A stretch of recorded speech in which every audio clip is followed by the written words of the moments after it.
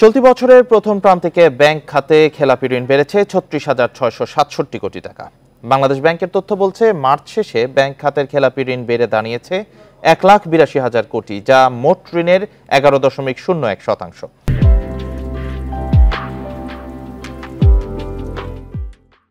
এটি দেশের ব্যাংকিং ইতিহাসের সর্বোচ্চ খেলাপি ঋণ।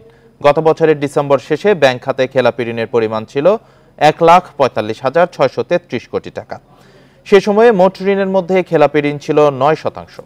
রাষ্ট্রায়ত্ত ব্যাংকগুলোয় ব্যাপক পরিমাণে মন্দ ঋণ বাড়ায় সার্বিকভাবে ব্যাংক খাতে খেলাপি ঋণ বেড়েছে।